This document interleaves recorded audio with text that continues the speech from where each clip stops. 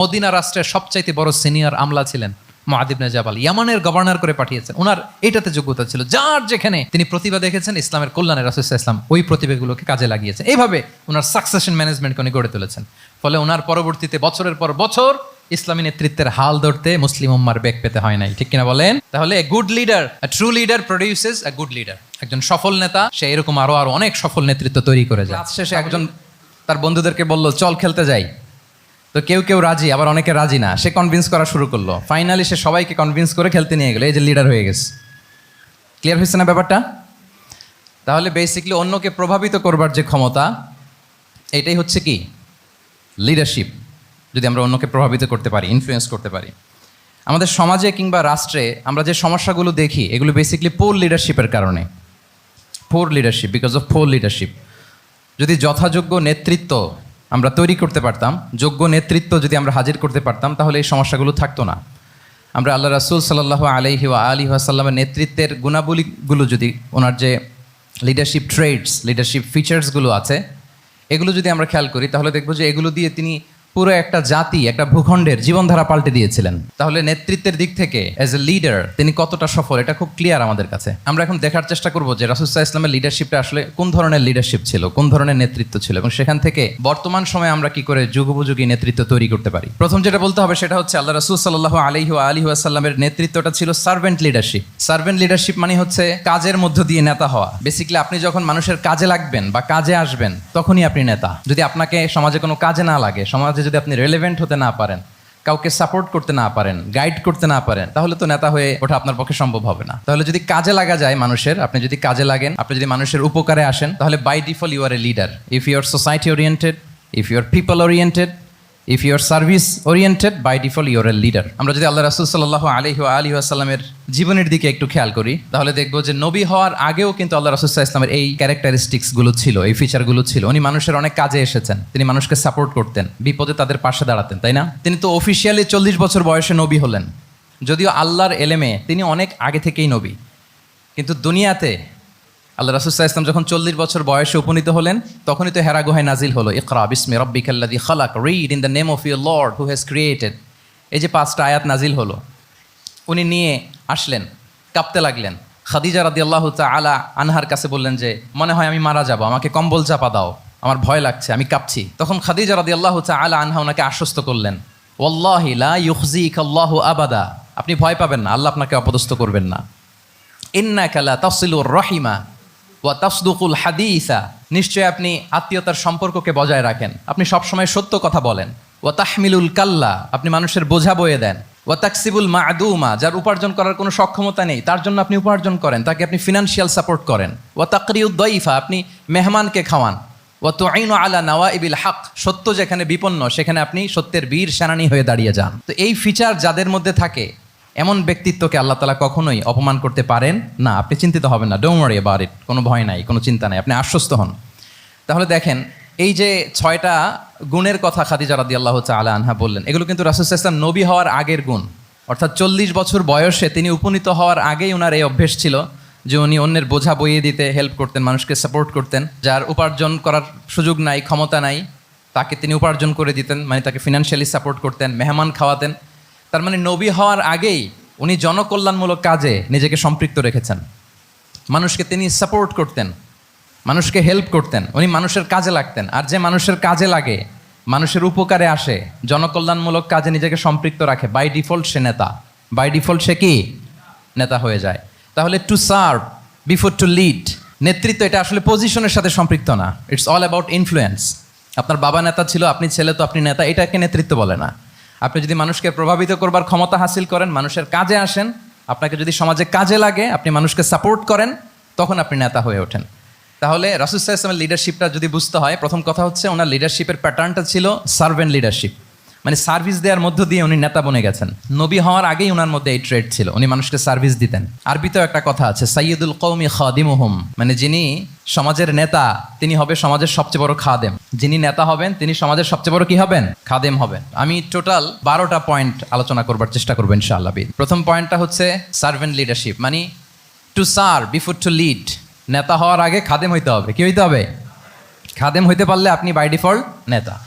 তাহলে আল্লাহ রাসূল সাল্লাল্লাহু আলাইহি ওয়া আলিহি ওয়াসাল্লামের নেতৃত্বের প্রথম কথা হচ্ছে ওনার লিডারশিপ প্যাটার্নটা ছিল সার্ভেন্ট লিডারশিপ। এটা হচ্ছে নাম্বার 1। 2 নাম্বার কথা হচ্ছে নেতৃত্বের জন্য যেটা লাগে সেটা হচ্ছে কম্পিটেন্স।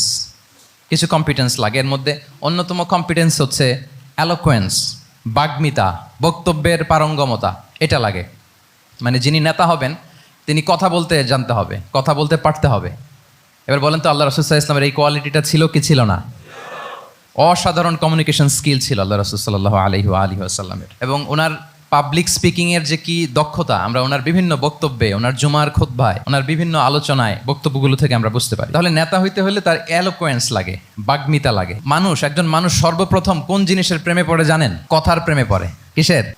কথার প্রেমে পড়ে। কথার ধরন, কণ্ঠস্বর, তার অ্যাটিটিউড, তার শব্দের জাদু, এটা মানুষের হৃদয়কে জয় করে ফেলে। আল্লাহ রাসূল সাল্লাল্লাহু আলাইহি ওয়াসাল্লাম তিনি নিজেও বলেছেন, ওয়া ইন্না মিনাল বায়ানি লা সিহরা, কিছু কিছু বক্তব্যের মধ্যে জাদু আছে। তো রাসূল সাল্লাল্লাহু আলাইহি ওয়াসাল্লামের এই অ্যালোকোয়েন্স ছিল, অ্যালোকোয়েন্স। তিনি বলতেন, উতিতু জাওয়ামিউল কালিম, আল্লাহ তাআলা আমাকে সর্বমর্ম বাচন ভঙ্গির অধিকারী করেছেন। মানে উনি যেটা বলতেন এটা ছিল very precise in wording but comprehensive in meaning. এটার যে দোতনা, এটার যে appeal to the heart of the people, to the heart of the listener, এটা অসাধারণ, মানুষের হৃদয়কে জয় করে ফেলতো। আল্লাহু আকবার। তাহলে নেতা হইতে হইলে তার কমিউনিকেশন স্কিল লাগবে। কি বলেন? লাগবে। এখন নেতা আসছে, উনি বক্তব্য করতে পারতেছে না, তাহলে কি নেতা হইতে পারবে? তাহলে পাবলিক স্পিকিং, কমিউনিকেশন স্কিল, এটা ইটস এ মাস্ট, এটা নেতার লাগবে।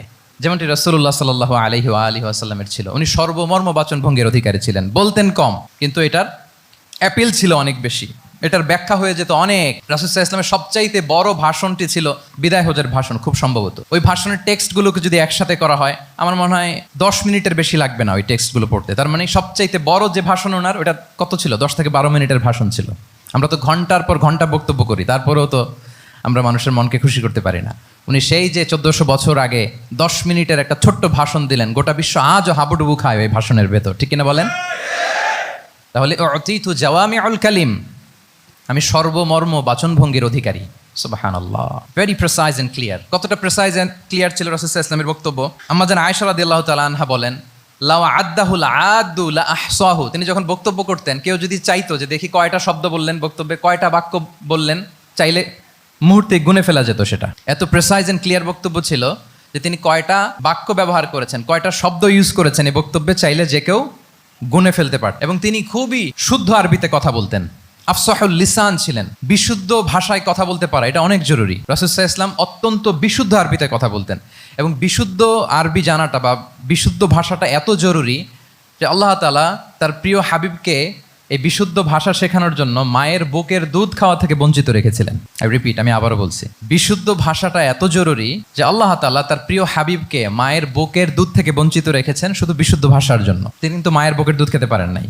হালিমাতুস সাদিয়ার সাথে সেই বনু সাদ গোত্রে চলে গিয়েছেন, সেখানে ছিলেন। হালিমাতুস সাদিয়া ওনাকে দুধ খাইয়েছেন। এরপরে যখন মরুভূমির চমৎকার পরিবেশে একেবারে বিশুদ্ধ আরবি তিনি শিখেছেন, আবার শিশু মুহাম্মদ সাল্লাল্লাহু আলাইহি ওয়াসাল্লামকে তিনি তার মায়ের কাছে ফিরিয়ে দিয়েছেন। তাহলে চিন্তা করে দেখেন যে বিশুদ্ধ ভাষার জন্য মায়ের বুকের দুধকে স্যাক্রিফাইস করা হয়েছে। আল্লাহু আকবার। তাহলে আম্মা জান আয়েশা রাদিয়াল্লাহু তাআলা আনহা বলতেন, লাউ আদ্দাহুল আদু লা আহসাহু, চাইলে যে কেউ গুনতে পারতো যে তিনি প্রিয় নবীজি কয়টা বাক্য বললেন, কয়টা শব্দ। এত প্রেসাইজ এন্ড ক্লিয়ার ছিল। অন্য বর্ণনায় এসেছে, কানা ইয়াতাকাল্লামু বিকালামিন বাইনাহু ফাসলুন, তিনি এমন ভাবে কথা বলতেন, কথার মাঝখানে মাঝখানে পজ দিতেন। কি দিতেন? পজ দিতেন, মানে একটু থামতেন যাতে করে শ্রোতারা বুঝতে পারে। ইয়াতাকাল্লামু বিকালামিন বাইনাহু ফাসলুন, বলতে বলতে মাঝে মাঝে একটা পজ দিতেন যাতে সবাই বুঝতে পারে। ইয়াহফাযুহু মান জালাসা ইলাই, আশেপাশে যারা বসতো তারা সহজে এটা মুখস্থ করে ফেলতে পারে। পজ দিয়ে দিয়ে থেমে থেমে এত চমৎকার করে ওনার প্রেজেন্টেশন ছিল, বক্তব্য মালাগুলো ছিল, ফলে যারা শুনতেছে ইজিলি মুখস্থ করে ফেলতে পারে। এবং গুরুত্বপূর্ণ কথা তিনি এমফাসাইজ করতেন, 3 বার বলতেন। একবার তিনি বলতেছেন, আত্তাকওয়া হা হুনা হা হুনা হা হুনা ওয়া ইউশিরু ইলা সাদরিহি সালাসা মাররাত, তাকওয়াকে তিনি এখানে রেফার করেছেন। আমরা তো মনে করি তাকওয়া সব ঢুকে গেছে এখানে, তাকওয়া ঢুকে গেছে টুপিতে, তাকওয়া ঢুকে গেছে জামাতে, এগুলো তাকওয়ার একটা নমুনা। কিন্তু আল্লাহ রাসূল সাল্লাল্লাহু আলাইহি ওয়াসাল্লাম বলেছেন তাকওয়া এখানে এখানে এখানে, এভাবে 3 বার তিনি ইঙ্গিত করেছেন। গুরুত্বপূর্ণ কথাকে তিনি এভাবে এমফাসাইজ করতেন। মাঝে মাঝে এমন আবেগঘন বক্তব্য উপস্থাপন করতেন, সাহাবারা অশ্রুসিক্ত হতো। ওয়াজিলাত মিনহাল কুলুব যারাফাত মিনহাল উয়ুন, সাহাবারা বলতেন যে আমরা অশ্রুসিক্ত হতাম, আমাদের হৃদয় বিগলিত হতো। এত চমৎকার মর্মস্পর্শী বক্তব্য তিনি করতেন। এটা প্রেক্ষাপটের আলোকে। আবার যুদ্ধের ময়দানে যখন কমান্ড করতেন তখন আলা সাউতু ওয়াশতাদ্দা গদাবু, তিনি রেগে যেতেন, উঁচু কণ্ঠে তিনি কথা বলতেন, মনে হচ্ছে একজন সেনাবাহিনীর কমান্ডার তার ব্যাটালিয়নকে কমান্ড করছেন। আল্লাহু আকবার। তাহলে বক্তব্যের যত দিক হতে পারে, স্লো মোশনে তেজস্বী বক্তব্য, খুব জ্বালাময়ী বক্তব্য, আবার মর্মস্পর্শী বক্তব্য, সব ধরনের বক্তব্য তিনি করতেন। সুবহানাল্লাহ। তাহলে এলোকোয়েন্স, 2 নাম্বার হচ্ছে এলোকোয়েন্স। কম্পিটেন্সের খুব গুরুত্বপূর্ণ একটা অংশ হচ্ছে এলোকোয়েন্স, বাগ্মিতা। এটা একজন নেতার থাকা চাই। কি বলেন? একজন নেতার এরকম বক্তব্য দিতে জানতে হবে না? আল্লাহ রাসূল সাল্লাল্লাহু আলাইহি ওয়া সাল্লাম তিনি ঠিক এইভাবে বক্তব্য করতেন। মাঝে মাঝে তিনি ইমোশনাল ইন্টেলিজেন্স ইউজ করতেন, মানে আবেগ অনুভূতিকে নাড়িয়ে দিয়ে শ্রোতাকে প্রভাবিত করে ফেলা। স্পিরিচুয়াল ইন্টেলিজেন্স বা ইমোশনাল ইন্টেলিজেন্স তিনি বক্তব্যের মধ্যে ব্যবহার করতেন। এমনভাবে তিনি নাসিহাত করতেন, এমনভাবে কথা বলতেন, মানুষের আবেগ অনুভূতিকে তিনি নাড়িয়ে দিতেন। আল্লাহু আকবার। ছোট্ট একটা উদাহরণ এখানে আমি হাজির করি। আপনারা হুনাইনের যুদ্ধের কথা নিশ্চয়ই শুনেছেন। কত হিজরিতে হয়েছিল? 8ম হিজরি। তার মানে মক্কা বিজয়ের ইমিডিয়েট পরেই, কয়েক সপ্তাহ পরেই তো হুনাইনের যুদ্ধ হয়েছিল। তো এই হুনাইনের যুদ্ধে অনেক ওয়ার বুটিজ মুসলমানদের করতলগত হয়েছিল, মানে অনেক গানিমাত, অনেক সম্পদ ওনারা যুদ্ধ শেষে যুদ্ধলব্ধ সম্পদ হিসেবে পেয়েছিলেন। 24,000 উট, প্রায় 40,000 ভেড়া, এত পরিমাণ গানিমত যখন রাসূল সাল্লাল্লাহু আলাইহি ওয়াসাল্লাম পেলেন, তিনি এগুলো বন্টন করতে শুরু করলেন। কিন্তু রাসূল সাল্লাল্লাহু আলাইহি ওয়াসাল্লাম তিনি বন্টন করতে যে আনসারি সাহাবীদেরকে, অর্থাৎ মদিনার যে সাহাবারা, তাদেরকে কিছুই দিলেন না, বরং তিনি মক্কার সাহাবাদেরকে দিলেন, অন্যান্য গোত্রের লোকদেরকে দিলেন, আশেপাশের সবাইকে দিলেন, কিন্তু দিলেন না কাদেরকে? আনসারি সাহাবীদেরকে। ফলে এত বিশাল ওয়ার বুটিজ, এর মধ্যে থেকে কিছুই আনসারিরা পেল না। ওনাদের মধ্যে ক্ষোভের জন্ম নিল। ক্ষোভ থেকে ওনারা সমালোচনা করতে আরম্ভ করলেন আল্লাহ রাসূল সাল্লাল্লাহু আলাইহি ওয়াসাল্লামের। এবং সমালোচনা করতে করতে এটা এমন পর্যায়ে চলে গেল, এক পর্যায়ে তারা বলতে আরম্ভ করলো যে আমরা ওনার জন্য জান দিলাম, জীবন দিলাম, আজকে উনি এত সম্পদ পেয়ে সব নিজ এলাকার লোকদের মাঝে বন্টন করে দিল, এটা কি ঠিক করলো উনি? আল্লাহর নবীকে ক্ষমা করুক। মানে কেমন যেন রাসূল একটা ভুল করে ফেলছেন, রাসূল সাল্লাল্লাহু আলাইহি ওয়াসাল্লাম ওনাদেরকে দিতে বাধ্য ছিলেন, এটা যেহেতু দেন নাই, আল্লাহ তার রাসূলকে ক্ষমা করুক, এরকম একটা কথা তারা বলে ফেললেন। এটা তো অনেক বড় কথা।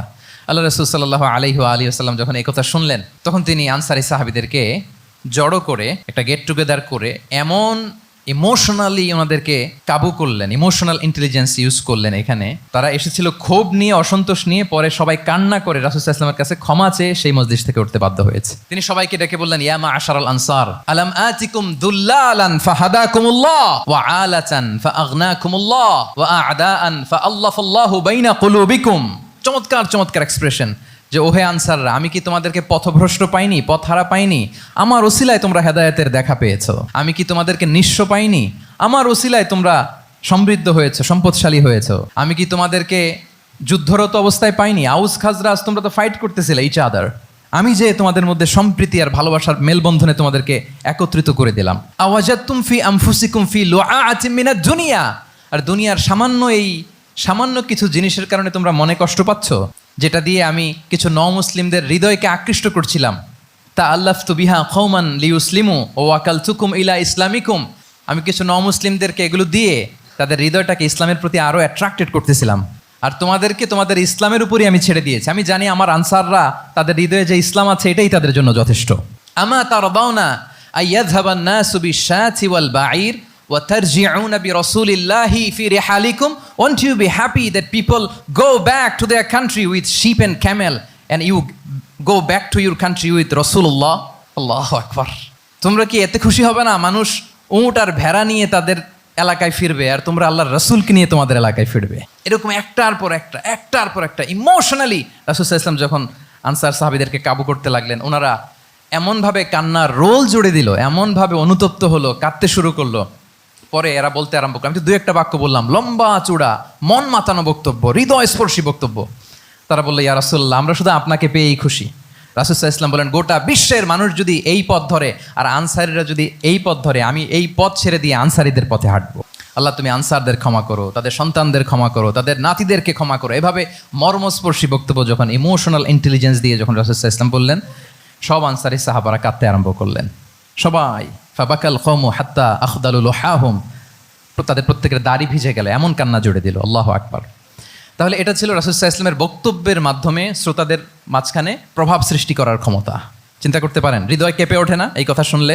Won't you be happy people go back to their home with sheep and camel and you take the messenger of Allah with you?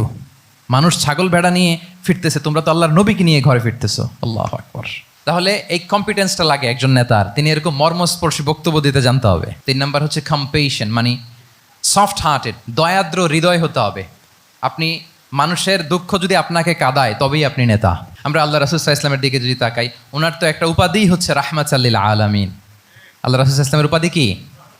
ওমা আরসালনাকা ইল্লা রাহমাতাল লিল আলামিন। We have not sent you but as mercy for all the worlds. নবী হে, আপনাকে সবার জন্য আমি মার্সি করে পাঠিয়েছি, রাহমা করে পাঠিয়েছি। আপনি সবার জন্য রহমত, মানুষের জন্য, ম্যানকাইন্ড, জিনকাইন্ড, অ্যানিমালস, সবার জন্য আপনি রাহমা। রাসূল সাল্লাল্লাহু আলাইহি ওয়াসাল্লাম কতটা দয়াদ্র ছিল। আল্লাহ তাআলা অন্য আয়াতে বলছেন, ফাবিমা রাহমাতিম মিনাল্লাহি লিনতা লাহুম ওয়ালাউ কুনতা ফাযযান গালিযাল কলবি লানফাদ্দু মিন হাওলিক। নবী হে, লিনতা লাহুম, সবার জন্য আপনি সফট হার্টেড হয়েছেন আল্লাহর অনুগ্রহে। যদি আপনি সফট হার্টেড না হয়ে আপনি যদি কঠোর হৃদয়ের অধিকারী হতেন, তাহলে এখন লোকেরা যেমনি আপনাকে ঘিরে রাখে, আপনার চারিপাশে সবাই ঘিরে রাখতো না। আল্লাহু আকবার। সাহাবারা সব সময় রাসূল সাল্লাল্লাহু আলাইহি ওয়াসাল্লামের সঙ্গ পেতে চাইতো, অ্যাকম্পানি চাইতো, ঘিরে রাখ। এমনকি অনেক সাহাবী ঘরে ভালো না লাগলে রাসূল সাল্লাল্লাহু আলাইহি ওয়াসাল্লামের কাছে চলে আসতো। এমনকি অনেক সাহাবী বলতেন যে আমার পেটে ক্ষুধা লাগলেই আমি রাসূলের কাছে যেতাম, কারণ রাসূলের চেহারা দেখলে আমার পেটের ক্ষুধা উদাও হয়ে যেত। ফাবিমা রাহমাতিম মিনাল্লাহি লিনতা লাহুম। নবী হে, আল্লাহর অনুগ্রহে আপনি কোমলভাষী হয়েছেন। কোমল হৃদয়ের হওয়া, সফট হার্টেড হওয়া, দয়াদ্র চিত্তের হওয়া, এটা অন্যতম একটা লিডারশিপ ট্রেট। এত দয়াদ্র ছিলেন, আল্লাহ তাআলা বলছেন, ফালাআল্লাকা বাখিউন নাফসাকা আলা আসারিহিম ইল্লাম ইউমিনু বিহাযাল হাদীসি আসাফা। রাসূল সাল্লাল্লাহু আলাইহি ওয়াসাল্লাম বারবার মক্কার কুরাইশদের কাছে যেত, বারবার কাফিরদের কাছে যেত, যেন তারা ঈমান আনে, যেন তারা খারাপ রাস্তা ছেড়ে দিয়ে ভালো রাস্তায় আসে। বারবার চিন্তা করতো যে ইস, কেন তারা লা ইলাহা পড়ে না, কেন তারা সত্যের পথে ফিরে আসে না। হায় রে, একটুর জন্য তো তারা সামান্য আমার কথাটা শুনলেই তো বেঁচে যেত, ইস একটু আমার কথা মানলেই তো জাহান্নাম থেকে বেঁচে যেত। এরকম অস্থির হয়ে তাদের পেছনে ছুটতেন। আল্লাহ তাআলা বলেছেন, নবী হে, আপনি ওদের পেছনে ছুটতে ছুটতে আপনি তো নিজেকেই শেষ করে দিবেন। বাখিউন নাফসাক, আপনি তো নিজের দিকে খেয়াল করছেন না, নিজের শরীরের দিকে খেয়াল করছেন না, নিজের স্বাস্থ্যের দিকে, সময়ের দিকে, আপনি পাগল পাড়া হয়ে তাদেরকে বাঁচানোর জন্য ছুটছেন। তাহলে কতটা দয়াদ্র কোমল হৃদয়ের অধিকারী হলে যে কাফেররা রাসূল সাল্লাল্লাহু আলাইহি ওয়াসাল্লামকে ফিজিক্যালি, মেন্টালি এমন কোনো টর্চার নেই করে নাই, তাদের পিছনে পিছনে ছুটতেন তিনি। হায় রে, একটু যদি ইমানের রাস্তায় আনা যায়, কোনোভাবে যদি তাদেরকে বুঝিয়ে কনভিন্স করা যায়, তাহলে কম্প্যাশনেট, দয়ালু হওয়া, এটা নেতৃত্বের অন্যতম একটা গুণ। আপনার হৃদয়ে দয়া থাকতে হবে, মায়া থাকতে হবে সবার জন্য, কারণ নেতা তিনি তো সবার। লেটসে বাংলাদেশের যিনি প্রধানমন্ত্রী হবেন, আরও রেলেভেন্ট হয়ে যাচ্ছে এখন কথা, সামনে তো নির্বাচন আসতেছে, সো কেউ না কেউ তো প্রধানমন্ত্রী হবে। তো উনি যখন প্রধানমন্ত্রী হবে ধরেন, উনি কি শুধু ওনার দলের প্রধানমন্ত্রী হবেন? তাহলে উনি 18 কোটি মানুষের প্রধানমন্ত্রী হবেন, ঠিক কিনা বলেন? তাহলে সবার জন্য ওনার হৃদয়ে দয়া, ভালোবাসা, এটা থাকার দরকার আছে না নাই? তিনি সবার প্রতি কোমল হৃদয়ের হইতে হবে, দয়াদ্র হইতে হবে। প্রধানমন্ত্রী উনি শুধু নিজ দলের প্রধানমন্ত্রী নন, 18 কোটি মানুষের প্রধানমন্ত্রী। তাহলে সফট হার্টেড হইতে হবে।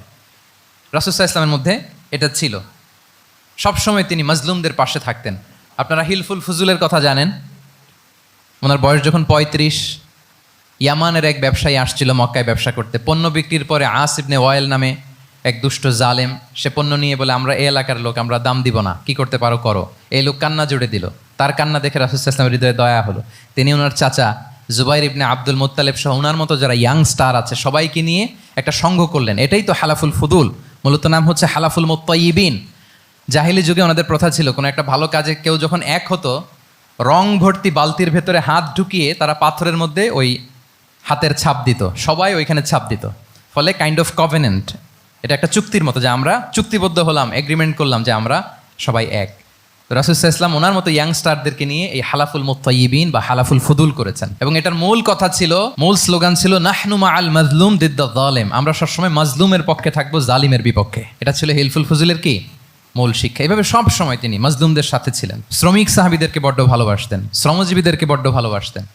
এমনকি বিদায় হজের মতো এরকম গুরুত্বপূর্ণ ভাষণও শ্রমজীবীদের কথা বাদ যায়নি, গরিবদের কথা বাদ যায়নি।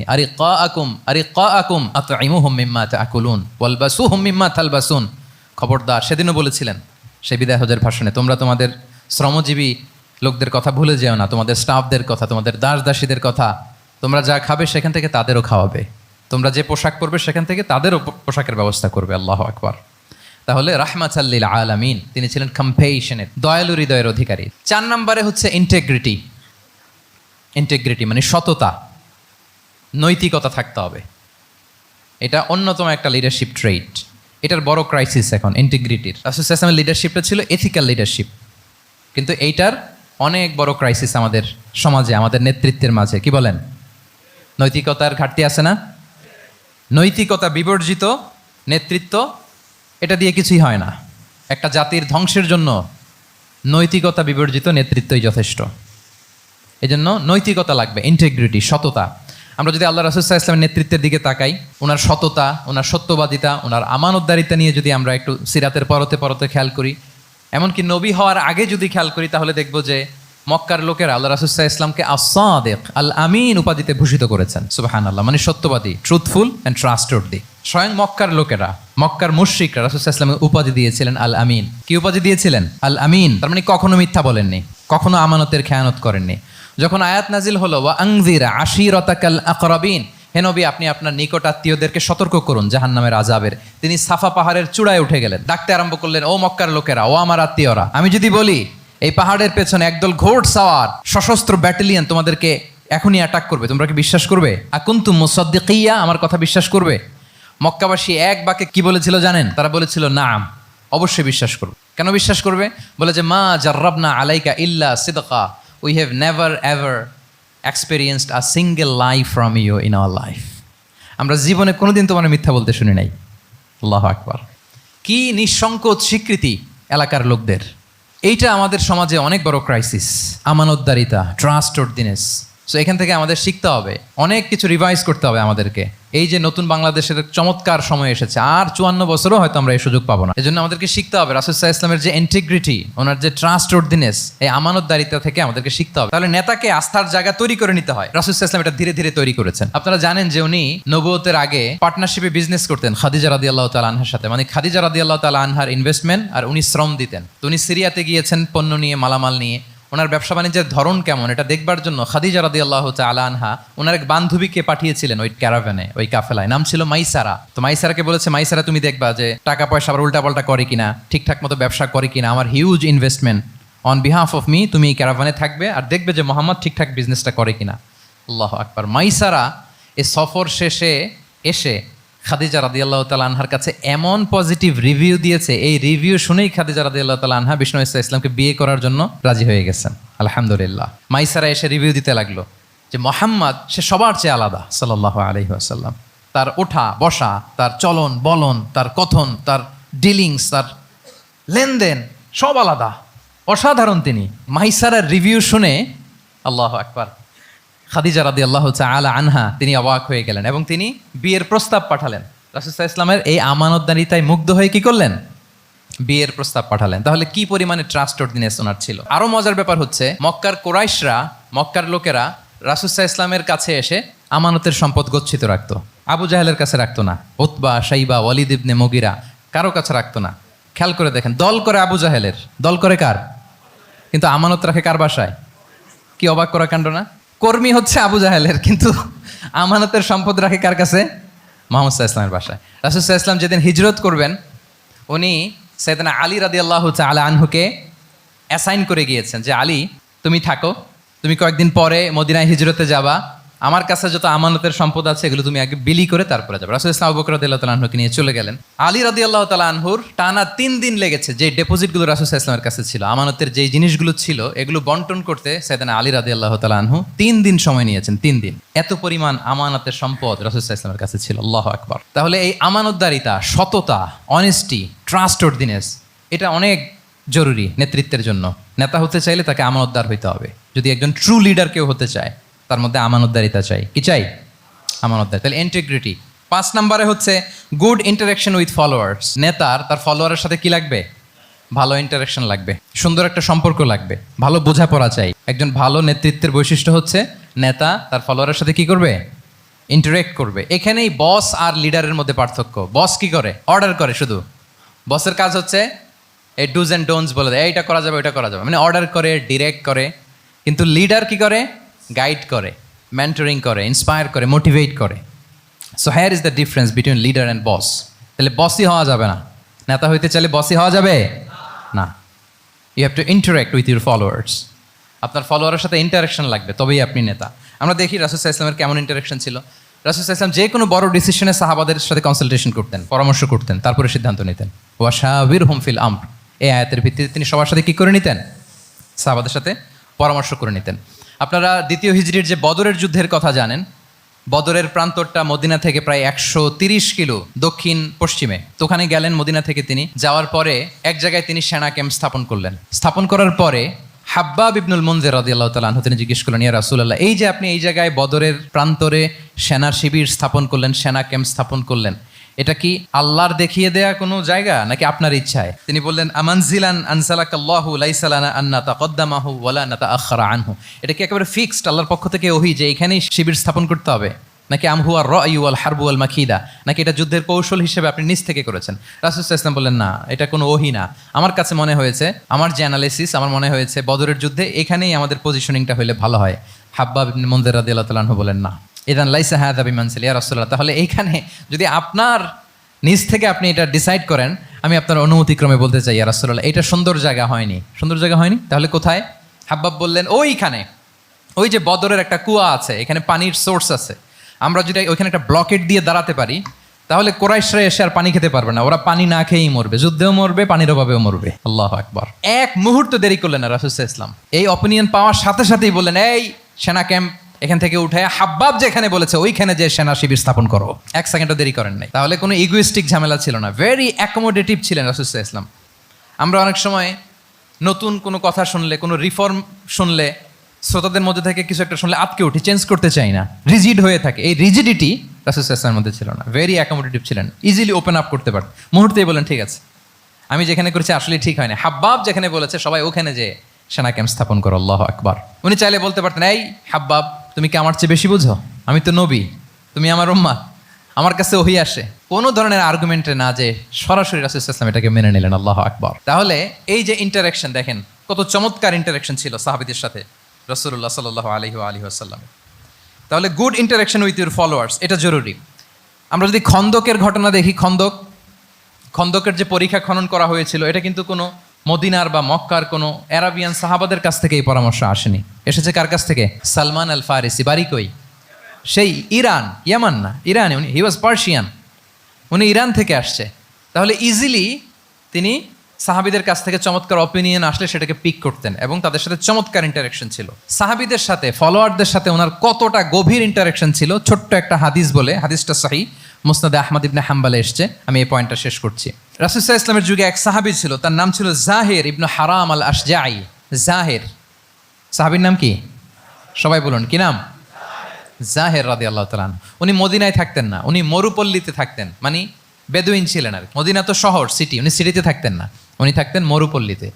ওখানে তিনি অর্গানিক ফলমূল, শাকসবজি চাষ করতেন। রাসূল সাল্লাল্লাহু আলাইহি ওয়াসাল্লাম ওনার এই অর্গানিক ফলমূল আর শাকসবজি খুব পছন্দ করতেন। ফলে উনি প্রায় সে মরুপল্লী থেকে রাসূল সাল্লাল্লাহু আলাইহি ওয়াসাল্লামের জন্য অর্গানিক ফ্রেশ ফ্রুট আর শাকসবজি মদিনায় নিয়ে আসতেন এবং এগুলো ফ্রিতে দিতেন রাসূল সাল্লাল্লাহু আলাইহি ওয়াসাল্লামকে অ্যাজ এ গিফট।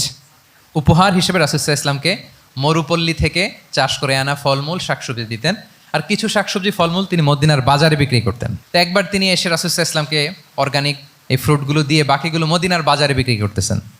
রাসূলুল্লাহ সাল্লাল্লাহু আলাইহি ওয়াসাল্লাম বাজার ভ্রমণে গেলেন, যে দেখে ওই তো জাহের, উনি আবার কানা রজুলান দামিমান, একটু কুৎসিত দেখতে, একটু খাটো কুৎসিত শ্যামবর্ণের ছিলেন।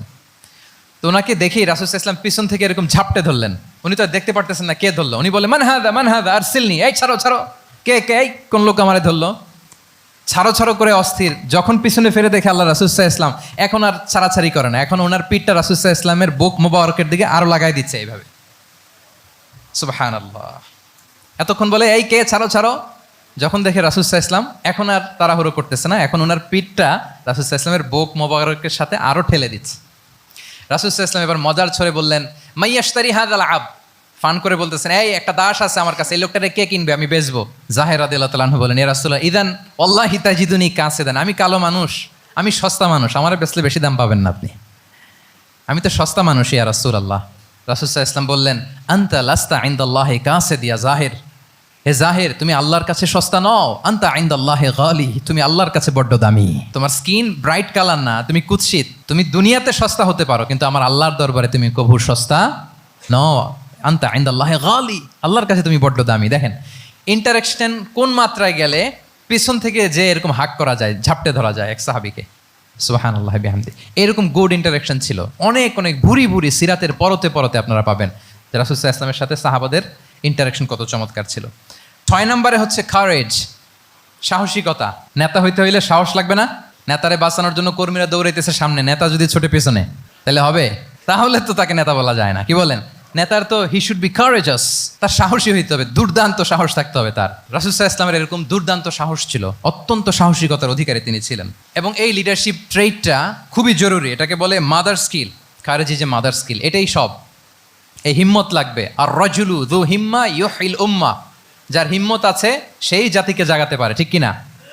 এই যে আমাদের কাছে তো উদাহরণ একেবারে হাতের কাছেই, এই যে 5ই আগস্টে, এই যে জুলাই আপরাইজিং, যদি কারেজ না থাকতো আমাদের তরুণদের, আমাদের জেনজিদের, তাহলে এই পরিবর্তনকে আমরা দেখতে পেতাম না। আমি গল্প শুনছিলাম যে এই চট্টগ্রাম বিশ্ববিদ্যালয় থেকে 2 জন শহীদ হয়েছে। আল্লাহ তাদের কবরগুলোকে তুমি জান্নাতে টুকরা বানিয়ে দাও। এই যে আমাদের তরুণরা তাজা রক্ত দিয়ে একটা চেঞ্জ এনেছে, পরিবর্তন, এটা তো কারেজ, তাদের সাহসিকতার বহিঃপ্রকাশ, ঠিক কিনা? এটা লাগবে। কেউ যদি লিড দিতে চায়, লিডার হতে চায়, তার এটা লাগবে, মাস্ট। রাসূল সাল্লাল্লাহু আলাইহি ওয়াসাল্লাম অত্যন্ত সাহসী ছিলেন। 2-1টা উদাহরণ আমরা সিরাত থেকে দেখি। একবার মদিনাতে রাত্রিবেলা বিকট একটা আওয়াজ হলো, বিকট এত আওয়াজ, সবাই ঘুম থেকে জেগে গেল। ঘুম থেকে জেগে সবাই হতভম্ব, কিরে এত আওয়াজ তো মদিনাতে কখনো শুনি না। ঘটনা কি? কেউ ঘোড়া নিয়ে, কেউ উট নিয়ে, কেউ খচ্চর নিয়ে, কেউ এমনি খালি পায়ে ছুটতে আরম্ভ করলো আওয়াজের দিকে, দেখি যাই কোথায় কি হলো।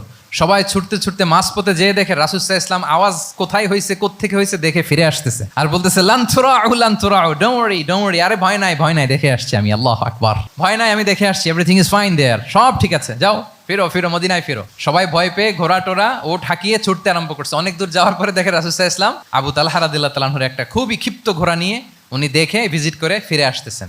সুবহানাল্লাহ। তাহলে বিপদ ঘটলে নেতা থাকতে হবে কই? সামনে না পেছনে? আমাদের নেতারা থাকে কই? নাকি পেছনেও খুঁজে পাওয়া যায় না? It's a big crisis. নেতা থাকবে কোথায়? Front liner. Leader should be front liner. উনি তো লিড দিবে, নেতৃত্ব দিবে। এখন ওনারা যদি খুঁজে পাওয়া না যায়, তাহলে থাকবে কিছু না। এই যে শিখতে হবে আমাদের, যেমনটা রাসূল সাল্লাল্লাহু আলাইহি ওয়াসাল্লাম করলেন। বিকট আওয়াজ, উনি আগে চলে গেছে, কাউকে না বলে দেখে টেকে চলে আসতেছে। আল্লাহু আকবার। হুনাইনের যুদ্ধে এক পর্যায়ে মুসলমানরা পর্যদুস্ত হয়ে যাচ্ছিল, আপনারা অনেকে জানেন। To make the long story short, পুরো ঘটনাটা আমি আনবো না। সাহাবারা দিক বিদিক ছুটতে আরম্ভ করলো, পাহাড়ের উপর থেকে এমন প্রবল বেগে তীর ছোড়া হচ্ছিল, সাহাবারা টিকতে পারছিল না, কেউ এদিকে কেউ ওদিকে। রাসূল সাল্লাল্লাহু আলাইহি ওয়াসাল্লাম এই তীর তলোয়ারকে উপেক্ষা করে সামনে যেয়ে দাঁড়ালেন ঢালের মতো, আর বললেন আনা নবিয়্যুল লা কাযিব আনা ইবনু আব্দুল মুত্তালিব। এই সাহাবারা, আনা নবিয়্যুল লা কাযিব, আমি সত্য নবী, আমার দিকে ফেরো, I am the grandson of Abdul Muttalib, আমি দাঁড়িয়ে আছি, ফেরো। রাসূল সাল্লাল্লাহু আলাইহি ওয়াসাল্লামের যখন এই সাহসী স্টেটমেন্ট তারা পেলেন, আবার আল্লাহু আকবার ধ্বনি নিয়ে সাহাবারা সামনের দিকে এগিয়ে গেছেন। এই যে আগালেন, আর পিছু ফিরলেন না, হুনাইন জয় করেই ছাড়লেন। আল্লাহু আকবার। তাহলে ইতিহাসের পরতে পরতে, সিরাতের পরতে পরতে আমরা দেখবো যে রাসূল সাল্লাল্লাহু আলাইহি ওয়াসাল্লাম হি ওয়াজ এ হাইলি কারেজাস, অনেক সাহসী একজন ব্যক্তিত্ব ছিলেন, অত্যন্ত সাহসী পুরুষ ছিলেন। তাহলে নেতা হইতে হইলে তার কি লাগবে? সাহসিকতা লাগবে, তার তো লিড দিতে হবে ফ্রন্ট লাইন থেকে। এবং কাপুরুষতা, ভীরুতা, এটা থেকে রাসূল সাল্লাল্লাহু আলাইহি ওয়াসাল্লাম পানা চেয়েছেন। আল্লাহুম্মা ইন্নী আউযু বিকা মিনাল হাম্মি ওয়াল হাযান ওয়া আউযু বিকা মিনাল আজজি ওয়াল কাসাল ওয়া আউযু বিকা মিনাল জুবনি ওয়াল বুখল। জুবন মানে কি? ভীরুতা, কাপুরুষতা। হে আল্লাহ, আমি ভীরুতা থেকে, কাপুরুষতা থেকে পানাহা চাই। আমরা যেন কাপুরুষ না হই, আমরা যেন ভীরু না হই, আমরা যেন সত্যের বীর সেনানী হয়ে আবু সাঈদের মতো এরকম 2 হাত প্রসারিত করে দাঁড়াতে পারি, ঠিক কিনা? এই যে কারেজাস আবু সাঈদ, হ্যাঁ, is the icon of courage of Bangladesh. কি বলেন? এই যে বুক টান টান করে যে হাত 2টা প্রসারিত করে দাঁড়ালো, আল্লাহু আকবার। গোটা বিশ্ব এখন তাকে আইকনিক ফিগার হিসেবে মেনে নিস। কি বলেন? গোটা বিশ্ব তাকে চিনছে, তার জন্য দোয়া করছে। তাহলে courage it's an essential leadership trade, এটা লাগবে প্রিয় ভাইয়েরা। আল্লাহ তাআলা এই কারেজ, এই সৎ সাহস দিয়ে আমাদেরকে ধন্য করুক। 7 নম্বরে হচ্ছে কনফ্লিক্ট রিজলভিং এবিলিটি, বিরোধ নিষ্পত্তি করার মতো যোগ্যতা থাকতে হবে নেতার। অর্থাৎ নেতা হইতে হবে এমন যে বিরোধকে নিষ্পত্তি করে দিতে পারে, মিটমাট করে দিতে পারে, ঝগড়া লাগলে মিটাই দিতে পারে। এটা গুরুত্বপূর্ণ কোয়ালিটি না নেতার জন্য? কি বলেন? রাসূল সাল্লাল্লাহু আলাইহি ওয়াসাল্লামের কিন্তু এটা ছিল, বিরোধ নিষ্পত্তি করা।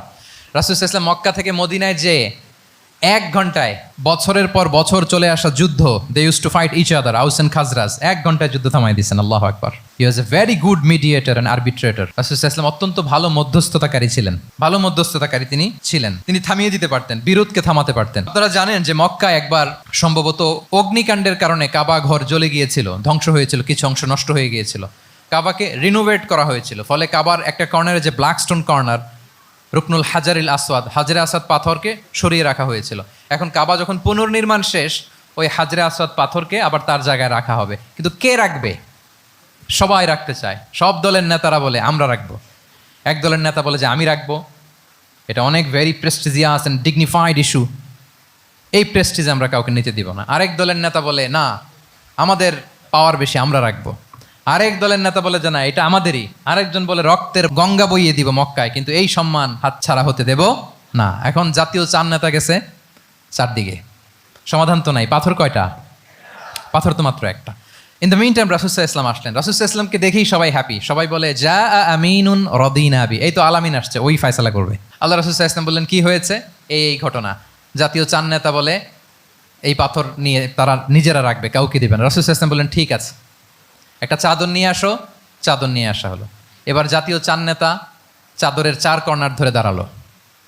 রাসূলুল্লাহ ইসলাম নিজ হাতে হাজরে আসওয়াদ তুলে চাদরের মাঝখানে রাখলেন।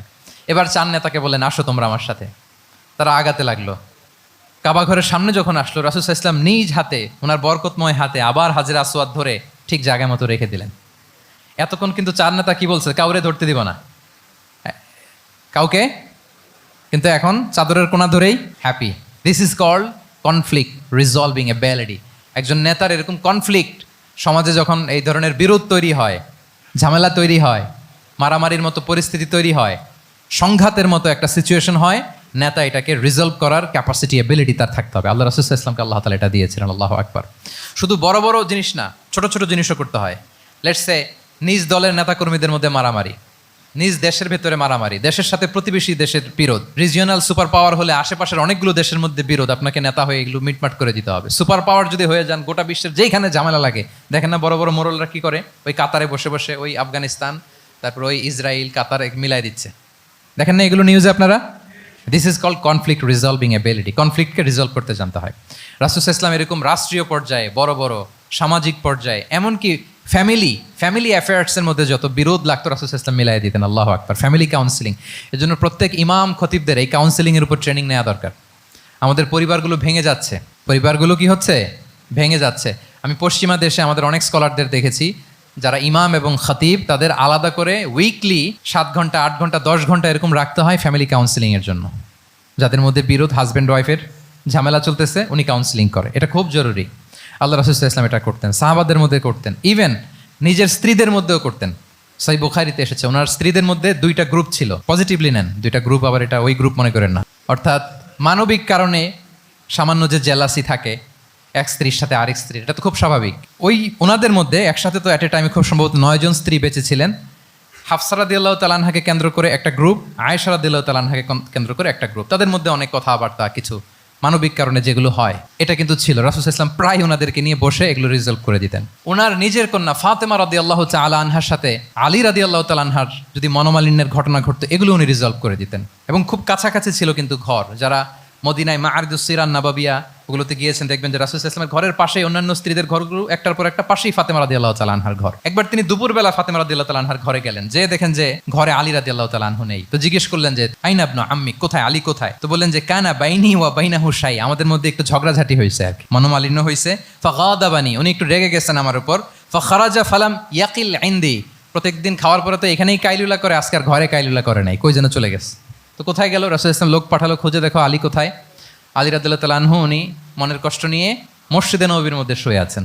রাসূলুল্লাহ ইসলাম খুঁজতে খুঁজতে মসজিদে নববীর ভেতরে গেলেন, দেখলেন যে উনি যে শুয়ে আছে, ওনার গায়ের জামাটা এক পাশে পড়ে আছে, আর বালুর মধ্যে ওনার শরীর পড়ে আছে। তো উনি ডাকলেন কুম ইয়া আবা তুরাব, কুম ইয়া আবা তুরাব, হে বালির বাবা আলী, বালির বাবা আলী, ওঠো ওঠো।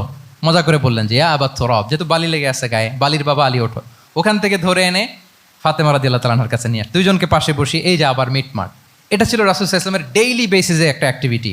কনফ্লিক্ট তিনি রিজলভ করে দিতেন। সহিহ বুখারীতে একটা অধ্যায় আছে, কিতাবুস সুলহি ফিল বুখারীতে আছে কিতাবুস সুলহ, এটার নাম, অধ্যায়টার নাম হচ্ছে কিতাবুস সুলহ, মানে মীমাংসা করে দেওয়ার অধ্যায়। একটা পরিচ্ছেদ আছে, পরিচ্ছেদের নাম হচ্ছে বাবু কওলিল ইমামি লি আসহাবিহি ইযহাবু বিনা নুসলিহ বাইনাহুম। রাসূলুল্লাহ ইসলাম প্রায় বলতেন যে আমাকে নিয়ে যাও, আমি মিলাই দিব। ঝগড়া ঝাঁটি মারামারির কথা শুনলে রাসূলুল্লাহ ইসলামের বিখ্যাত ডায়লগ এটা। উনি বলতেন আরে ঝগড়া, ইযহাবু বিনা, আমি আসছি, আমার নিয়ে যাও, আমি মিলাই দিব। আমাকে নিয়ে যাও, আমি সংশোধন করে দিব। আল্লাহু আকবার। তাহলে কনফ্লিক্ট রিজলভিং এবিলিটি এটা একজন নেতার থাকা চাই। 8 নম্বরে হচ্ছে visionary. A leader should be futuristic, সময়ের আগে চলতে পারা, এটা নেতার কাজ। He should see beyond the boundary, out of the box. তাকে আউট অফ দ্য বক্স চিন্তা করতে হবে। কর্মীরা যদ্দূর দেখে এরপর থেকে নেতা দেখা শুরু করবে, তখন সেই হয়ে উঠবে নেতা। এটাকে বলে ভিশনারি। এই ট্রেটটা একটা লিডারশিপ ট্রেট, খুব গুরুত্বপূর্ণ লিডারশিপ ট্রেট। মানে ফার সাইটেডনেস থাকা, দূরদর্শিতা থাকা, ফিউচারিস্টিক অ্যাটিটিউডের হওয়া, সময়ের আগে চলতে পারা, মানে আগ থেকে আন্দাজ করতে পারা। রাসূল সাল্লাল্লাহু আলাইহি ওয়াসাল্লামের মধ্যে এটা ছিল। কেমন ছিল? ওনার দুই একটা উক্তি আমি কয়েকটা হাদিস শেয়ার করি। তিনি বলতেন, ইন্নাল্লাহা যাওয়ালি আল আরদা ফারাআইতু মাশআরিকাহা ওয়া মাগারিবাহা ওয়া ইন্না মুলকা উম্মতি সায়াবলুগু মুলকুহা মা যুবিয়ালি মিনহা।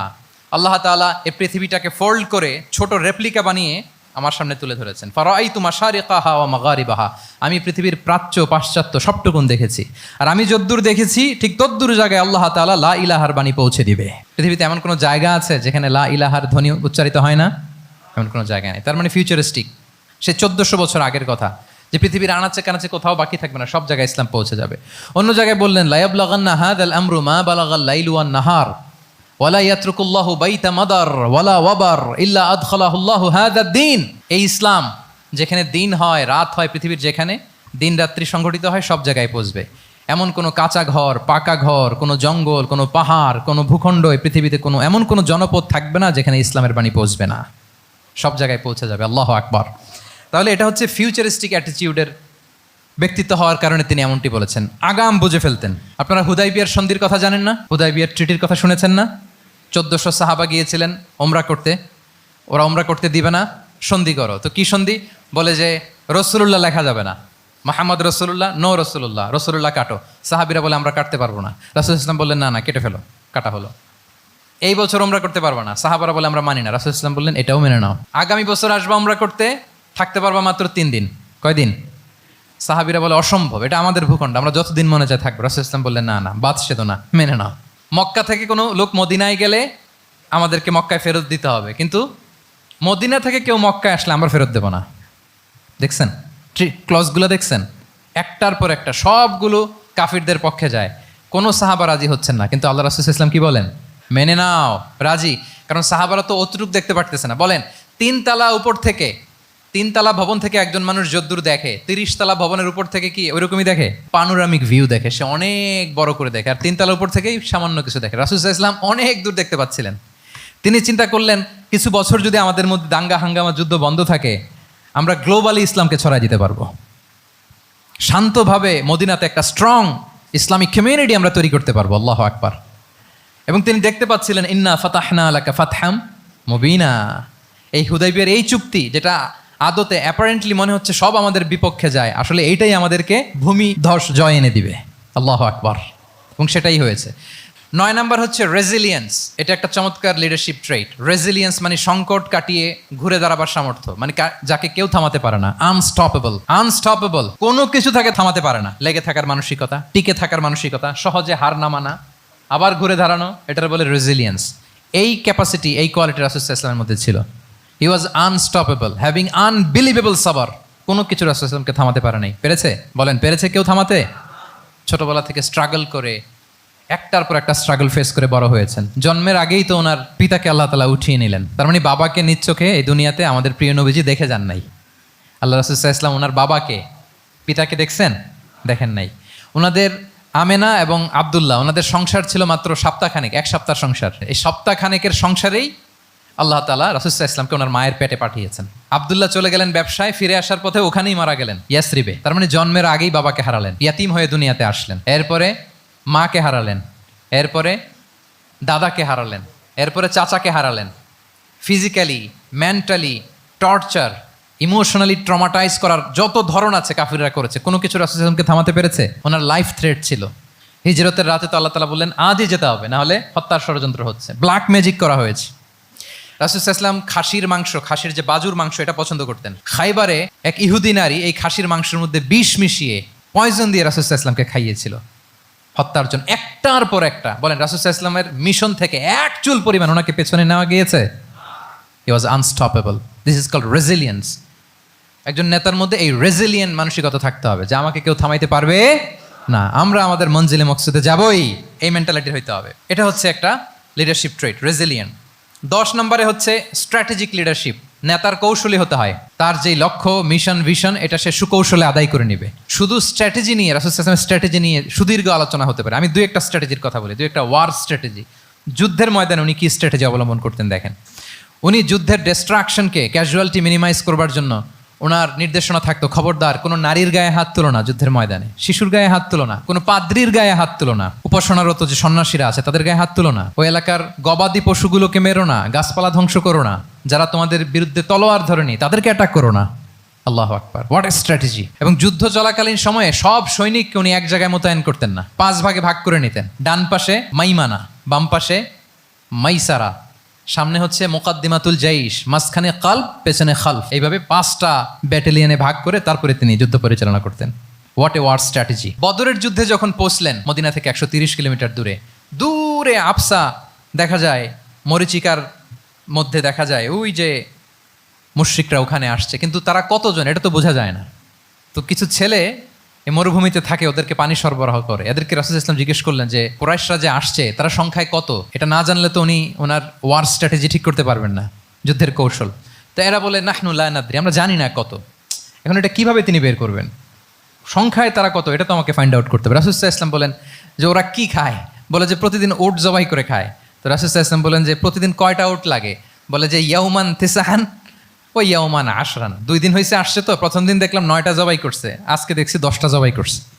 রাসূল সাল্লাল্লাহু আলাইহি ওয়াসাল্লাম বললেন ইদান আল কওমু মা বাইনা আত-তিসআমিয়া ওয়াল আলফ, তাহলে ওরা 900 থেকে 1000-এর মধ্যে। সুবহানাল্লাহ। এবার বলেন বদরের যুদ্ধে কুরাইশদের সংখ্যা ছিল কত? আল্লাহু আকবার, হোয়াট এ ওয়ার স্ট্র্যাটেজি! নমুনা দেখে বুঝে ফেলছেন কতজন তারা। এইভাবে রাসূল সাল্লাল্লাহু আলাইহি ওয়াসাল্লাম ওনার স্ট্র্যাটেজি নির্ধারণ করতেন। লোকেশন শেয়ার করতেন না। সুবহানাল্লাহ। কোথায় যাবেন বলতেন না, চলো চলো বলে ছুটতেছেন। কোথায় যাবেন উনি জানেন।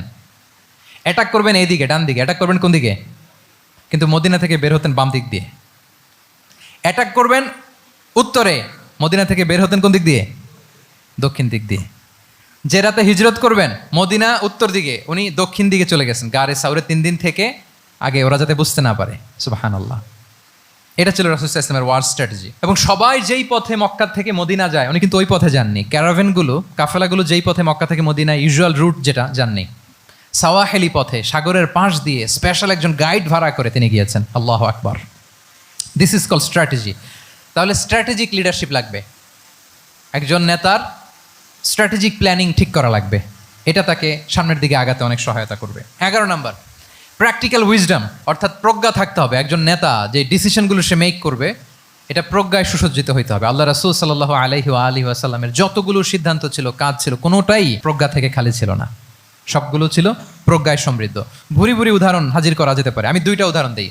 মাক্কি জীবনের একটা উদাহরণ দিই। রাসূল সাল্লাল্লাহু আলাইহি ওয়াসাল্লাম মক্কাতে নবুয়তের 5ম বৎসরে যখন নও-মুসলিম সাহাবাদের উপর অত্যাচারের মাত্রা মারাত্মক বেড়ে গেল, রাসূল সাল্লাল্লাহু আলাইহি ওয়াসাল্লাম সাহাবাদেরকে হিজরতে পাঠালেন। বলেন তো কোথায় পাঠিয়েছিলেন? সবাই বলুন।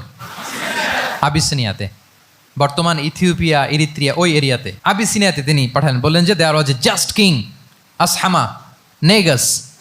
বললেন যে ওখানে আবিসিনিয়াতে যাও, ওখানে আসহামা নামে নাজ্জাশী একজন বাদশা আছে, খুব ভালো। তাদেরকে পাঠালেন নবুয়তের 5ম বৎসরে। যেতে লাগলো, এক এক সময় এক এক সাহাবী যায়, যে ওখানে বড় একটা বেস তৈরি হলো, মুসলিম কমিউনিটি তৈরি হলো। এরপর 13 বছর পরে মাক্কি 13 বছর, মাক্কি জিন্দেগির 13 বছর শেষ করে নবুয়তী রাসূল ইসলাম কোথায় চলে গেলেন? মদিনায়। মদিনায় যে রাসূল ইসলাম একটা ইসলামী স্টেট তিনি প্রতিষ্ঠা করলেন। 1ম হিজরি যায়, 2য় হিজরি যায়, একটার পর একটা যুদ্ধ যায়, মুসলিম কমিউনিটি বাড়ে, কমপ্লিট ইসলামিক স্টেট হয়ে যায়। কিন্তু ওই আবিসিনিয়া থেকে ওই গ্রুপ আর ফিরে না। নবুয়তের 5ম বৎসরে যে গ্রুপকে রাসূল ইসলাম জাফর ইবনে আবু তালেবের নেতৃত্বে আবিসিনিয়ায় পাঠিয়েছিলেন, তারা মদিনায় কোন হিজরিতে আসছে জানেন? এটা যদি কেউ উত্তর দিতে পারে তাহলে বুঝবো he is very genius in সিরাত। 9ম, 7ম। মাশাআল্লাহ। কয়জন বলছে? এটা জানতেন কে কে? হাত তোলেন। মাশাআল্লাহ, অনেক জিনিয়াস আছে তো এখানে। হ্যাঁ, লটস অফ জিনিয়াস। মাশাআল্লাহ, মাশাআল্লাহ, তাবারাকাল্লাহ। জি, 7ম হিজরিতে এসেছিলেন জাফর ইবনে আবি তালেবের নেতৃত্বে। এখানে হিকমা, রাসূল সাল্লাল্লাহু আলাইহি ওয়াসাল্লামের উইজডমের ব্যাপারটা হচ্ছে রাসূল সাল্লাল্লাহু আলাইহি ওয়াসাল্লাম আছেন মদিনাতে, একের পর এক কোরআনের আয়াত নাজিল হচ্ছে, আহকামগুলো সাহাবারা প্র্যাকটিস করতেছে, মসজিদে নববী হলো, ইসলামিক স্টেট হলো, বদরের যুদ্ধ হলো, উহুদ হলো, খন্দক হয়ে গেল, সব হয়ে যায়। কিন্তু ওনারা ফিরেন না কেন? ওনারা ফিরলেন সেই 7ম হিজরিতে খায়বার বিজয়ের পরে। এবং যেদিন জাফর ইবনে আবি তালেব আবিসিনিয়া থেকে সবাইকে নিয়ে ফিরলেন, রাসূল সাল্লাল্লাহু আলাইহি ওয়াসাল্লাম এত খুশি হলেন, উনি বললেন বিআইয়িহিমা আনা লা আদরি বিআইয়িহিমা আনা আফরাহ বিফাতহি খাইবার আও বিকুদুমি জাফর। আজকে কোনটাতে আমি বেশি হ্যাপি আমি জানি না, আমার ভাই জাফরকে পেয়ে নাকি খাইবার বিজয়ের কারণ। আমি কনফিউশনে পড়ে গেছি যে এইটাতে বেশি খুশি হইলাম নাকি ওইটাতে। এর কারণ হচ্ছে রাসূল ইসলাম অপেক্ষা করতেছিলেন যে মদিনা এই স্টেটটাকে আগে ইন্টারনাল এবং এক্সটার্নাল যত থ্রেট হতে পারে সবগুলো থেকে আগে সেফ জোন বানাতে হবে। এমনও হতে পারে মদিনা হাতছাড়া হয়ে যেতে পারে। মদিনা যদি হাতছাড়া হয়, মদিনা থেকেও যদি আমার হিজরত করা লাগে, আমি কই যাব? ওইটারে সেকেন্ড বেস, প্ল্যান বি হিসেবে রেখে দিয়েছিলেন যে জাফর তুমি আইসো না, তুমি থাকো, নতুন নতুন যা আয়াত আসবে আমি সাহাবী দিয়ে এই বিধানগুলো পাঠাবো, ওখানে প্র্যাকটিস করতে থাকো, ইউ উইল বি ফাইন দেয়ার, থাকো, আশা লাগবে না। থাকতে থাকতে সপ্তম হিজরি পর্যন্ত, খন্দকের যুদ্ধের মাধ্যমে যখন কুরাইশদের 20 দাঁত ভেঙে দেওয়া হলো, সপ্তম হিজরিতে যখন খাইবার দুর্গ বিজয় হয়ে গেল, now Islam came as a regional super power. রাসূল ইসলাম বুঝলেন আর ইন্টারনাল থ্রেটও নাই, এক্সটার্নাল থ্রেটও নাই, এবার আর কোনো টেনশন নাই। জাফর ইবনে আবি তালেবকে চিঠি পাঠালেন, তিনি বিশাল বাহিনী নিয়ে মুসলিমদেরকে নিয়ে তিনি ব্যাক করলেন মদিনাতে। আল্লাহু আকবার। This is call wisdom, practical wisdom. রাসূল ইসলামের এইভাবে এমন কোনো সিদ্ধান্ত নাই যেটার পেছনে প্রজ্ঞা ছিল না, প্রত্যেকটা সিদ্ধান্ত ছিল প্রজ্ঞায় সুসজ্জিত। আমরা যদি মদিনার একটা উইজডমের কথা খেয়াল করি, খুব সংক্ষেপে বলি, মদিনাতে আল্লাহ রাসূল সাল্লাল্লাহু আলাইহি ওয়া আলিহি ওয়াসাল্লাম, মদিনার সোসাইটিতে মুনাফিক কারা বলেন তো? এটা কি রাসূল সাল্লাল্লাহু আলাইহি ওয়াসাল্লাম জানতেন না? জানতেন কিনা বলেন? এই জানাটা কি ধারণা বেজ, মানে মনে হয় ও মুনাফিক এরকম, নাকি গাইডেড বাই ওয়াহি, গাইডেড বাই রেভেলেশন? স্বয়ং আল্লাহ তাআলা জানিয়ে দিয়েছেন। এরপরও কোনোদিন রাসূল সাল্লাল্লাহু আলাইহি ওয়াসাল্লাম মানুষের সামনে কাউকে মুনাফিক বলে পরিচয় করিয়ে দেন নাই। মদিনার সোসাইটিতে কেউ জানতো না, বুঝতে পারতো আচরণ মুনাফিকের মতো, কিন্তু রাসূল ইসলাম কখনো বলেন নাই যে ও মুনাফিক। কখনো বলছেন? বলেন নাই। চিন্তা করছেন? আমরা তো কথায় কথায় ফেসবুকে মন মতো না হইলে কি লিখি? বেসড অন অ্যাজাম্পশন, আমার মন মতো হয় নাই, ও মুনাফিক। কিন্তু ওহী দ্বারা সুনিশ্চিত হয়েও রাসূল ইসলাম কাউকে মুনাফিক বলে অ্যাড্রেস করেন নাই। আল্লাহু আকবার। কেন করেন নাই? মুসলিম সাহাবারা চটে যাবে, মুনাফিকদেরকে হত্যা করবে। তখন মুশরিকরা, কোরাইশরা, ইহুদিরা কি বলবে? যে মুহাম্মদের অনুসারীরা একে অন্যকে হত্যা করে। কারণ মুনাফিকরা তো অন্য সাহাবীদের মতো তারাও মসজিদে নববীতে এসে রাসূল সাল্লাল্লাহু আলাইহি ওয়াসাল্লামের পেছনে নামাজ পড়তো। অ্যাপারেন্টলি দেখতে তো তারাও মুমিন, দেখতে তারাও কি মুমিন। কখনো রাসূল সাল্লাল্লাহু আলাইহি ওয়াসাল্লাম বলেন না। তবে হুযায়ফা ইবনুল ইয়ামান রাদিয়াল্লাহু তাআলা আনহু নামে একজন সাহাবী, উনি মদিনার গোয়েন্দা বিভাগের প্রধান ছিলেন রাসূল সাল্লাল্লাহু আলাইহি ওয়াসাল্লামের। উনাকে বলে গিয়েছিলেন কারা কারা মুনাফিক, নামের লিস্টটা অ্যাজ এ রেফারেন্স শুধু উনাকে বলেছিলেন, আর কাউকে বলেন নাই। এজন্য ওমরে ফারুক রাদিয়াল্লাহু তাআলা আনহু যখন মদিনার খলিফা, তখন তিনি কেউ মারা গেলে ওনাকে যখন জানাজার ইমামতির জন্য বলা হতো, উনি দেখতেন যে ওই জানাজায় হুযায়ফা গিয়েছে কিনা। যদি হুযায়ফা ইবনুল ইয়ামান ওখানে যেতেন, উনি ওই নামাজের ইমামতি করতেন। আর যদি দেখতেন ওইখানে হুযায়ফা নাই, ওখানে ওমরও নাই রাদিয়াল্লাহু তাআলা আনহু, আল্লাহু আকবার, তিনি কৌশলে পাশ কাটিয়ে বলতেন অন্য কেউ এই নামাজের ইমামতি করে দাও, আমি যাব না। আল্লাহু আকবার। তাহলে রাসূল সাল্লাল্লাহু আলাইহি ওয়াসাল্লামের উইজডম দেখেন, তিনি কমিউনিটির মধ্যে ইউনিটি ধরে রাখার জন্য কখনো মুনাফিকদের নাম বাই নেম তাদেরকে চিনতেন, কখনো ডিসক্লোজ করেন নাই। আল্লাহু আকবার। This is called wisdom. 12 number হচ্ছে, লাস্ট পয়েন্ট হচ্ছে succession management. A good leader produces a good leader, a true leader produces a true leader. একজন ভালো নেতা সে ভালো নেতা তৈরি করে, কি বলেন? একজন যোগ্য নেতা আরো যোগ্য উত্তরসূরি তৈরি করে, ঠিক কিনা বলেন? আমি শুধু নেতা, নেতৃত্বের সব গুণ আমার মধ্যে খালি হাবুডুবু খায়, আমি কাউরে নেতা বানাতে পারলাম না, তো আমি চলে যাওয়ার পরে আমার দল চালাবে কে? আমার দেশ চালাবে কে? এই উম্মাহকে নেতৃত্ব দিবে কে? রাসূল সাল্লাল্লাহু আলাইহি ওয়াসাল্লাম নিজে যেমনি অনুসরণীয় নেতা ছিলেন, অনুকরণীয় নেতৃত্ব দিয়েছেন, তিনি এরকম নেতৃত্ব তৈরিও করে গিয়েছেন, ঠিক কিনা বলেন? আল খোলাফা আর রশিদিন আল মাহদিন, তাদের কথা যদি খেয়াল করেন, আবু বকর রাদিয়াল্লাহু তাআলা আনহুর ব্যাপারে তো ওনার প্রচ্ছন্ন কিছু ইঙ্গিতও ছিল। ওনার অবর্তমানে নামাজ পড়িয়েছে কে মসজিদে নববীতে? আবু বকর রাদিয়াল্লাহু তাআলা আনহু। ওনার হজ পালনের আগে হজের জন্য পাঠিয়েছিলেন কাকে? নবম হিজরিতে আবু বকর রাদিয়াল্লাহু তাআলা। এগুলো ছিল প্রচ্ছন্ন ইঙ্গিত। এবং সাকিফায়ে বনু সাঈদাতে ওমরে ফারুক বললেন যে আপনাকেই আমরা নেতা মানি, সবাই এক বাক্যে মেনে নিল। আজও ওই জায়গাটা মসজিদে নববীর এক পাশে সাকিফায়ে বনু সাঈদার বড় সাইনবোর্ড আছে, ওখানে বিকেলবেলা আনসারি সাহাবারা বসে গল্প করতেন। ওই জায়গাতে আবু বকর রাদিয়াল্লাহু তাআলা আনহুর খলিফা নির্বাচনের ব্যাপারটা ঘটেছিল। উনি ওসিয়ত করে গিয়েছিলেন ওমরে ফারুক রাদিয়াল্লাহু তাআলা আনহু খলিফা হবেন। ওমরে ফারুককে যখন অ্যাসাসিনেশন করা হলো, উনি একটা প্যানেল করে দিয়ে গেলেন, সেখান থেকে ওসমান রাদিয়াল্লাহু তাআলা আনহু হলেন। ওসমান রাদিয়াল্লাহু তাআলা আনহুর হত্যা পরবর্তী উদ্ভূত পরিস্থিতিতে আলী রাদিয়াল্লাহু তাআলা আনহু হলেন। একজনের চেয়ে আরেকজন শ্রেষ্ঠ, একজনের চেয়ে আরেকজনের মানাকে অসাধারণ, অসাধারণ। এই যে নেতৃত্ব রাসূল সাল্লাল্লাহু আলাইহি ওয়াসাল্লাম এটা জীবদ্দশায় তৈরি করেছেন। যার যেখানে ক্যাপাসিটি দেখেছেন তাকে ওই দিকে উদ্বুদ্ধ করেছেন। যার মধ্যে যুদ্ধের ব্যাপারে জ্ঞান দেখেছেন তাকে যুদ্ধের সেনাপতি বানিয়েছেন। Khalid bin Walid, chief of the Muslim military, মুসলিম বাহিনীর সেনাপ্রধান ছিলেন কে? খালিদ বিন ওয়ালিদ। ওনার দিয়ে কখনো কবিতা লিখতে পাঠাইছেন রাসূল সাল্লাল্লাহু আলাইহি ওয়াসাল্লাম। কিন্তু হাসান বিন সাবিতকে দিয়ে কি করছেন? শুধু কি কবিতা লেখানো, ওনার মিম্বরের পাশে মসজিদে নববীতে আরেকটা মিম্বর বানাই দিয়েছেন, স্টেজ, যে তুমি এখানে দাঁড়িয়ে এমন জ্বালাময়ী কবিতা লিখবে যেন গুজবাম হয় মুসলমানদের, জেহাদের ময়দানের জন্য ঝাঁপিয়ে পড়ে। তাহলে খালিদ বিন ওয়ালিদকে দিয়ে এক কাজ করিয়েছেন, হাসান বিন সাবিতকে দিয়ে আরেক কাজ করিয়েছেন।